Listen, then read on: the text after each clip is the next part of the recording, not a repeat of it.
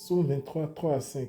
Il restaure mon âme, il me conduit dans le sentier de la justice à cause de son nom. Quand je marche dans la vallée de l'ombre de la mort, je ne crains aucun mal, car tu es avec moi. Ta houlette et ton bâton me rassurent. Tu dresses devant moi une table en face de mes adversaires, tu oins d'huile ma tête et ma coupe déborde. Amen. Amen. Tu as dit, il me conduit dans le sentier de la justice. Il restaure mon âme. Et Dieu veut nous conduire dans le sentier de la justice et restaurer notre âme. Nos âmes avaient été empoisonnées par Satan et sa philosophie, le monde. Et c'est son caractère, son indifférence. Mais Christ veut nous conduire dans le sentier de la justice. Il veut restaurer notre âme pour que nos âmes ressemblent au Fils de Dieu. Puis il dit après, verset 5, tu dresses devant moi une table en face de mes adversaires. Il dit, tu oins d'huile ma tête et ma coupe déborde. Ma coupe déborde. Ma coupe déborde.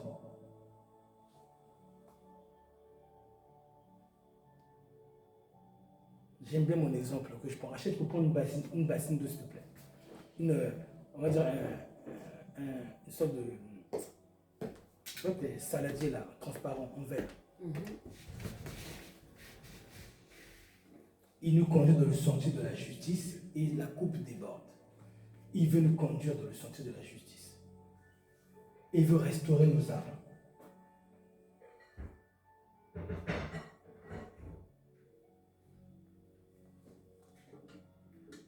Mais de l'eau? Non, donne juste comme ça. Et la coupe déborde. La parole, l'amour, l'amour, l'amour encore. Encore l'amour pour les gens. Encore l'amour. Tu filmes mon Dieu? L'amour, même le... Et un jour, ça déborde. Est-ce qu'on voit comment ça déborde? Est-ce qu'on voit comment ça déborde là-bas? Oui. Quand ça déborde, regardez, ça va chez les autres. Ça va chez nos ennemis, chez nos voisins, nos frères dans la foi, nos parents, nos frères et sœurs. L'amour doit déborder. Et regardez, tant que nous faisons déborder notre amour, le robinet de Dieu ne cesse pas de nous couler. Dieu continue de déverser la grâce, les provisions, les idées. Pourquoi? Parce que ça déborde. Mais si on refuse de faire déborder, pourquoi tu vas donner? Pourquoi tu vas donner encore? Tu vas s'arrêter.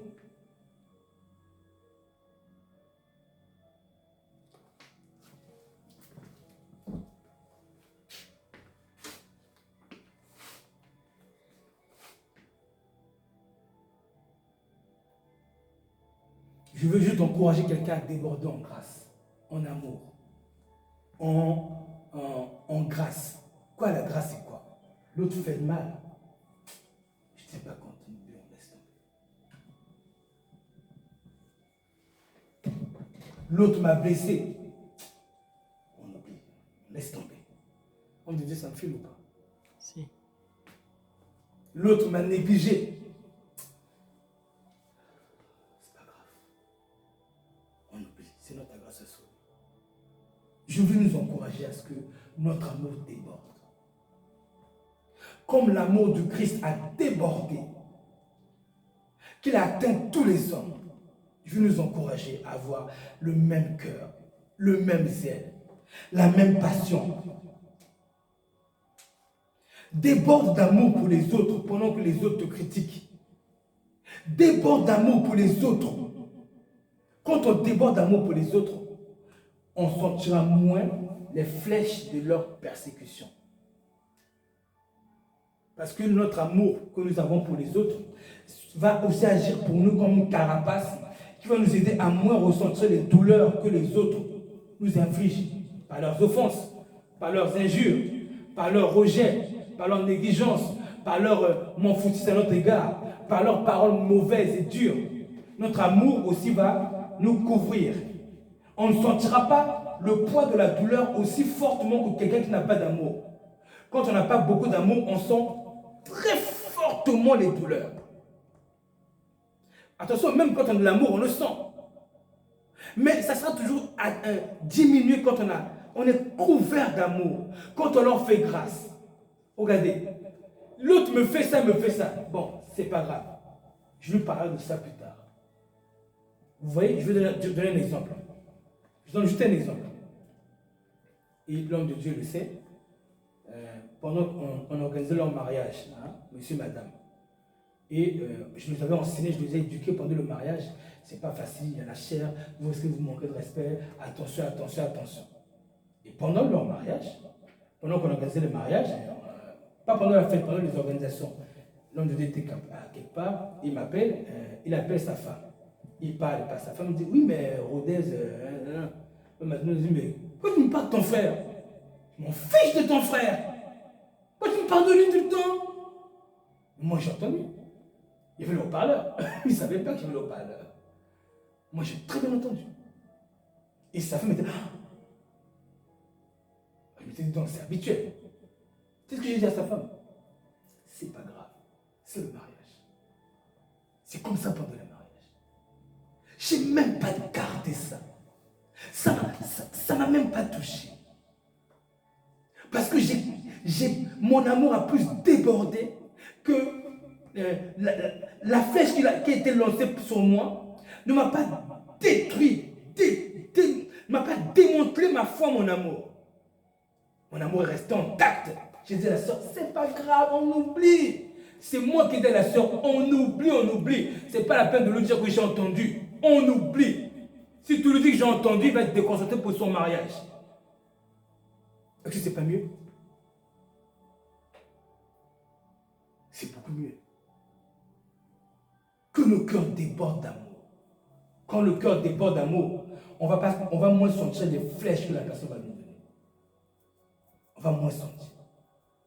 Vraiment, je suis là pour nous encourager à ce que nos cœurs débordent, comme c'est toi débordé, en grâce, en bienveillance, et non en malveillance.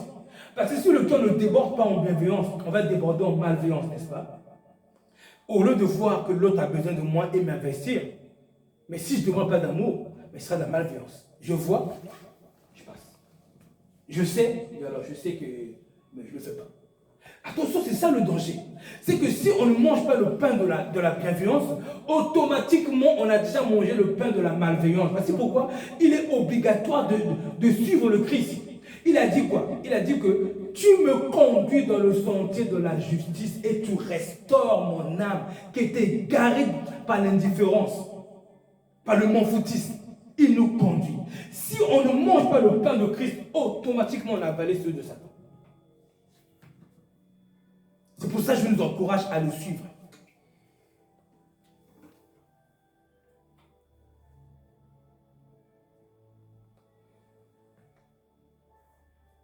Que l'offense que le frère ou la sœur nous a fait ne réduise pas sa valeur à nos yeux. Ne réduise pas sa valeur, la grandeur de la valeur de son âme. N'altère pas notre façon de le voir. Et même si c'est altéré, même si l'offense que la personne nous a fait a altéré, mais il faut qu'on a dit, Seigneur, pardonne-moi, car je ne vois pas la chose de la même façon. Seigneur, pardonne-moi, je sens ce que j'ai dans mon cœur. C'est à nous de dire ça. Si on ne dit pas ça, ben ça va rester.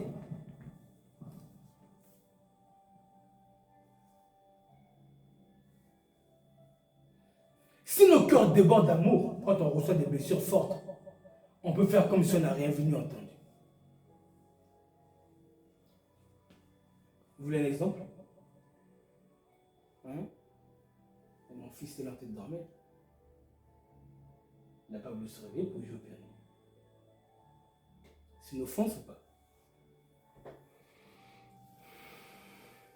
Oui. Il faut qu'on fasse comme si on n'a rien vu.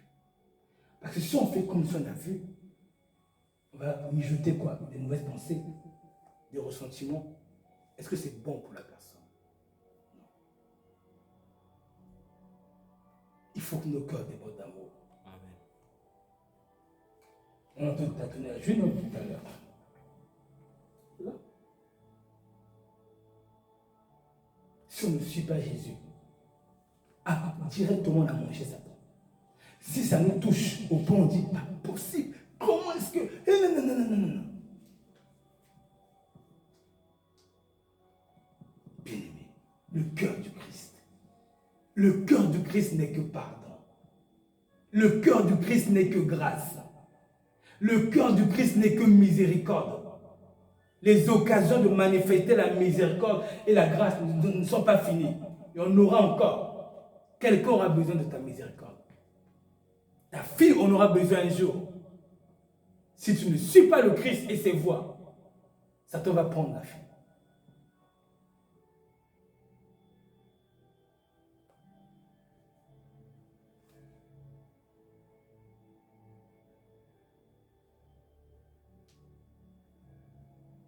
Le cœur de Christ est miséricorde, pardon et bonté.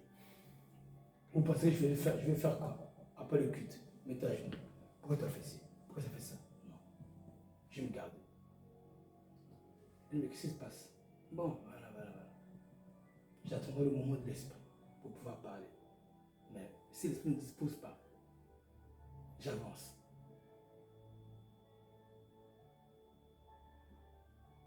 Par contre, si ma coupe déborde, au lieu d'aller juger la personne, critiquer la personne avec ma femme dans la chambre, n'est-ce pas? Au lieu de me plaindre, la Bible dit ne vous plaignez pas, non? Quand je me plains, Satan dit quoi? Satan dit, Dieu, tu as entendu? Dieu, tu as vu ce que l'enfant a fait? Tu as entendu comment les parents sont? Dieu, laisse-moi aller, prends l'enfant. Dieu, j'ai le droit, il a roulé ton nom, il a roulé ça. Dieu, laisse-moi. Il va dire, bon, puisque Christ n'est pas dans les parents, vas-y. Peut-être que je vais te sauver par rapport à ça. Il faut que Christ soit en nous.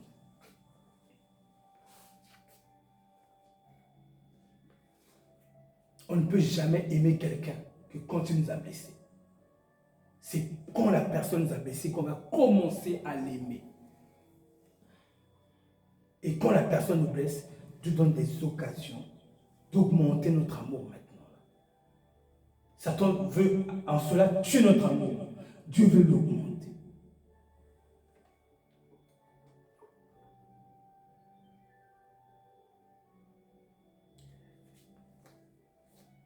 Lorsque nous débordons d'amour, cela va nous empêcher de juger dans nos cœurs les gens, de les critiquer. Je le répète encore, il fut un temps, quand je voyais un pasteur prêcher, je disais, comment il peut faire une telle erreur? C'est pas possible, c'était verbalement. Dieu est venu me répondre, me dire, il a commencé là-bas, tu as commencé là-bas, vous avez reçu des enseignements différents. Ce que tu sais, il ne sait pas. Ce qu'il sait, tu ne sais pas. Donc ce n'est pas la peine de le critiquer parce qu'il ne sait pas ce qu'il ne sait pas. Là, c'était verbalement quand je parlais. Maintenant, quand je critiquais plus verbalement, c'est de mon cœur, Dieu venait me dire encore, soutiens-le, c'est ton frère, il est perdu. Parle-moi plutôt de lui. Demande-moi de l'aider là où il a fauté, au lieu de le juger dans ton cœur. Dieu n'aime pas qu'on ait des cœurs impurs. Donc, quand on déborde d'amour, au lieu de critiquer les pasteurs ou les erreurs des pasteurs, ou même qui prêchent, etc., on va plutôt demander la grâce de Dieu pour eux. Il faut que nous débordons. Si tu débordes d'amour et que moi j'ai fait une erreur, si ton cœur déborde d'amour, tu vas prendre mon erreur pour entrer dans le trône de la grâce pour réclamer la miséricorde. Mais si tu ne débordes pas d'amour, tu vas prendre mon erreur pour entrer dans le trône de Satan. Satan va dire, juge-le, critique-le. Moque-toi de lui, plains-toi de lui. Non. Et quand on se plaint de lui dans notre cœur, on le juge, on le critique. Mais est-ce que ça répare la personne? Ça sauve la personne. Mais par contre, quand la personne a fait mal, au lieu de le critiquer, tu présentes son cas dans le trône de grâce, mais tu répares l'erreur que la personne a faite. Voici pourquoi je vous encourage à déborder d'amour. Si quelqu'un déborde d'amour, il sera moins enclin à critiquer. Par la grâce de Dieu, je dis bien, par la grâce de Dieu, je ne critique plus du tout un pasteur de mon cœur. C'est fini depuis longtemps. Ça n'existe plus en moi, ça. C'est mon frère. C'est mon, je dirais, c'est mon corps. C'est mon frère. Même s'il a des milliers de kilomètres. Non. Dans mon cœur, Satan est en train de le torturer. Dans mon cœur, Satan est en train de le corriger. Au contraire, je suis son soutien de la prière par la grâce de Dieu. Ça n'existe plus dans mon cœur, ça. Par la grâce de Dieu. Pourquoi? Regardez pourquoi ça n'existe plus dans mon cœur. Parce que quand je vois que l'homme de Dieu ou quelqu'un a commis cette erreur, l'homme de Dieu, surtout je parle, je dis, voilà comment je lui dis. C'est-à-dire que le langage quand notre cœur déborde d'amour, on a un langage de justificateur pour les autres. Je me dis, l'erreur est humaine. Je me dis ça à moi-même. Si je ne me dis pas, l'erreur est humaine, comment il a pu faire ça? L'inverse, l'erreur est humaine. L'inverse, c'est banaliser, soutenir ta grâce à sauver. Et parce que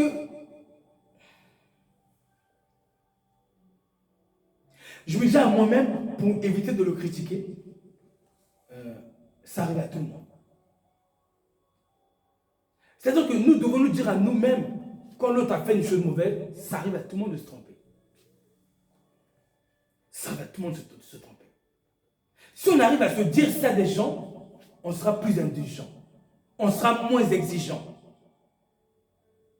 Et effectivement, ça arrive à tout le monde de se tromper. Parce qu'il m'est déjà arrivé, j'ai repris une personne parce qu'elle était en retard. J'ai dit, t'es en retard, là, voilà. Et le lendemain, mais les circonstances ont fait que je suis arrivé en retard. Je me suis dit, mais je vais dire quoi maintenant, moi? Et je précise, hein, je suis arrivé en retard, je précise bien. L'entreprise ouvre à 17h30, à 18h, moi j'arrive à 18h, 17h58, à 2 minutes. Mais les frères ne se manquent pas de dire, les collègues, t'es en retard, Odette! Ah non, finalement, t'es pas en retard, t'es à 2 minutes à l'avance. Donc, l'indulgence va nous amener. Dieu permet de fois qu'on tombe pour produire en nous l'indulgence envers les erreurs des autres. Dieu permet qu'on chute. Si je ne chute pas, je marche bien comme Christ, parfaitement, nickel, de la droiture. Je commence à regarder les gens de haut.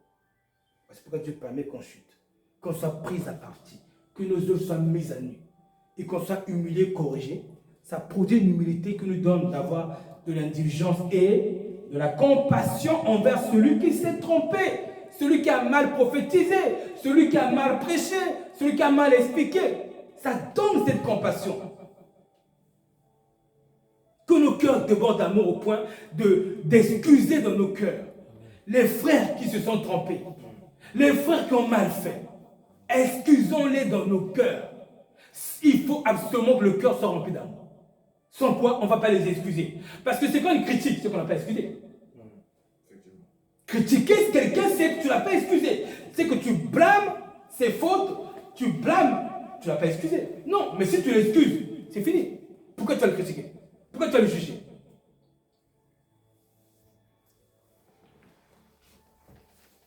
Un autre moyen pour éviter de juger les choses dans notre cœur, voici un moyen que moi je me mets, à chaque fois je me dis, regardez ce que je me suis dit.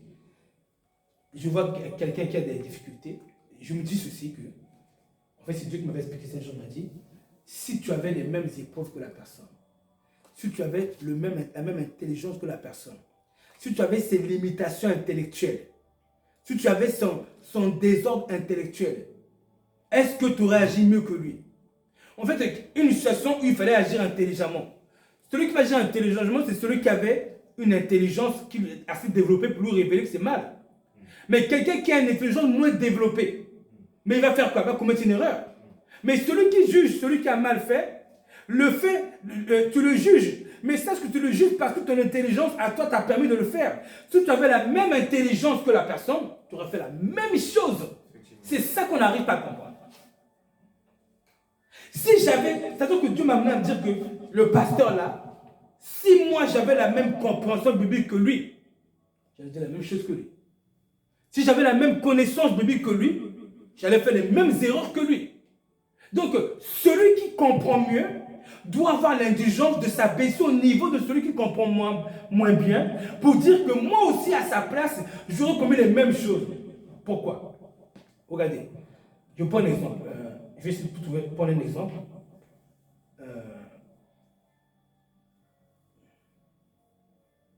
Voilà mon exemple. Je prends ton exemple. Tu as connu la foi, tu es rentré dans des églises. Tout le monde disait fire, fire, fire. Toute ta vie pendant 10 ans, lui il a fait si fire, fire, fire. Mais c'est normal que, ayant exposé à ce milieu-là, les épreuves t'ont empêché de lire la Bible, on va dire, n'est-ce pas? Ok. Des persécutions à la maison t'ont empêché de lire la Bible. Maintenant, tu rentres dans les églises où ceux qui connaissent la parole mieux que toi disent seulement fire, fire. Donc, avec ton niveau de connaissance, c'est normal que toi aussi tu dises fire, fire. Mais si quelqu'un te juge, il ne faut pas que tu dises fire. Tu es méchant, ceci, cela. Mais lui-même, s'il avait les mêmes épreuves que toi, les mêmes enseignements que toi, dirait la même chose. C'est pour ça qu'il faut absolument qu'on ait ce cœur de justifier l'autre en se disant que moi aussi j'aurais fait ça. Avec les mêmes épreuves que lui. Moi aussi j'aurais fait les mêmes erreurs que mon frère, ma soeur fait si j'avais la même intelligence que lui, que elle. J'aurais fait la même chose. Il n'y a personne qui est mieux que l'autre. Ce que tu fais mieux là, tu le fais mieux parce que tes épreuves tes épreuves t'ont permis d'avoir cette intelligence, ou bien tes épreuves que tu as eues n'ont pas réduit ton intelligence. D'autres ont eu des épreuves qui ont réduit leur intelligence. Ce qui fait que maintenant, ils comprennent moins bien les choses. Il faut qu'on se dise ça. Mais cet enseignement-là, ça vient de qui? De l'esprit qui nous donne un cœur qui déborde d'amour pour ne pas juger les gens, les fautes des gens dans leur cœur. Parce que juger les gens dans notre cœur, c'est ça les critiques, les mauvaises pensées. Au contraire, soyons comme Christ. Quand il a vu la femme adultère, je te connais pas mon nom, pas ne pêche plus. Il a banalisé. Il a absolument banalisé la chose. Mais si on est trop rude, rigide, dur, exigeant, on exige la perfection de l'autre, c'est pas bon. Et ça va empêcher nos cœurs de déborder d'amour.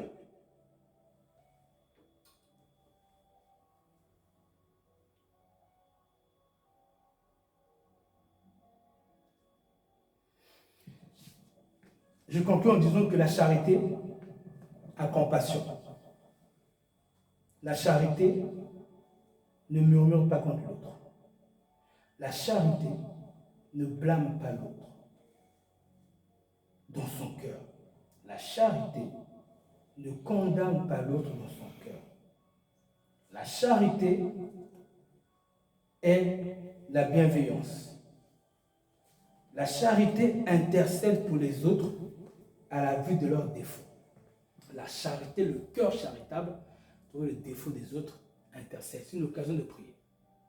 C'est une occasion de prier. Et c'est ça que Christ veut télécharger en nous. Ce sont ces principes que Christ veut laisser en nous. Quand le texte dit qu'il nous conduit dans le sentier de la justice, il restaure notre âme. C'est ça qu'il veut restaurer. Nous donner cette façon de voir les choses. Si vous avez compassion des erreurs de quelqu'un, vous n'allez pas le juger, vous n'allez pas le critiquer, vous n'allez pas le condamner. Vous allez le regarder avec un cœur plein de grâce. Et pour que cela puisse se faire, il faut que nos cœurs soient absolument en train de déborder d'amour. Et un jour, regardez, à force de déborder d'amour, ce que nous avons, à force de faire déborder la grâce que nous avons, n'est-ce pas? Un jour, tu vas dire, bon, ton cœur était trop petit finalement, je vais te donner un plus gros cœur pour mettre plus d'eau. Et du coup, nos cœurs sont encore remplis d'amour. Et du coup, par conséquent, critiquer devient plus difficile que de ne pas critiquer. Juger l'autre dans le cœur devient plus difficile que de ne pas le faire, que de le faire. Quand le cœur est rempli de charité. Autrement dit, critiquer devient, le contraire de critiquer, c'est quoi? Ne pas critiquer devient facile. Ce ne sera pas si difficile. Et ne pas juger l'autre dans son cœur devient facile. Regardez, je vous ai dit la dernière fois que j'ai vu un homme de Dieu et que, après avoir entendu ses paroles, j'étais saisi de vouloir commenter ce qu'il a fait. Il a fait beaucoup d'erreurs dans ce qu'il a dit, beaucoup de mauvaises choses. Et bien, vous pensez que dans mon cœur, je me suis dit, c'est un fou pasteur. Non, mon cœur n'a même pas dit une seule seconde. Pas une seule seconde. J'ai dit, bon, il est perdu, lui. Non! Parce que je sais que mon adversaire, c'est l'ignorance. C'est en aucun cas lui. Lui ne comprend que ce qu'il a pu comprendre en vue de ses épreuves et de la grâce de Dieu en lui. C'est ce que je me suis dit. Donc, je le soutiens parfaitement. Même si il a fait des choses à mes yeux contre moi qui n'étaient pas bonnes. Il a eu des réactions qui n'étaient pas bonnes contre moi ce jour-là. Il a eu des réactions qui n'étaient pas bonnes. Il avait une curiosité malsaine. Il avait des conseils erronés. Je suis serviteur de Dieu. Je connais la parole de Dieu. Même si j'ai vu ça. Mais je ne l'ai pas jugé par rapport à ça. Je ne l'ai pas établi dans mon cœur par rapport à ça. Ça là, j'ai jeté ça à la poubelle. Mais je l'ai établi dans mon cœur par rapport à ce qu'il est devant Dieu. C'est mon frère que je soutiens pleinement. Et mon adversaire, c'est l'ignorance qui est entre moi et lui. Que Dieu nous prête de tel cœur. Que Dieu nous prête d'avoir des cœurs charitables, qui débordent d'amour, de grâce, de bonté, de bienveillance, de soutien, d'entraide. Puis Dieu nous prête de tel cœur. Je m'arrête là. Je vois que vous êtes fatigué un peu. Avec hier, vendredi, tout ça. N'arrête là, n'arrête pas encore. Que Dieu nous prête ces choses. Et que le Christ puisse grandir en nous. Amen. Pour pouvoir, peut-être qu'un jour, notre cœur de Christ sera aussi gros que celui-là. Amen. Et quand le cœur devient aussi gros que ça, maintenant les problèmes de tous deviennent nos problèmes.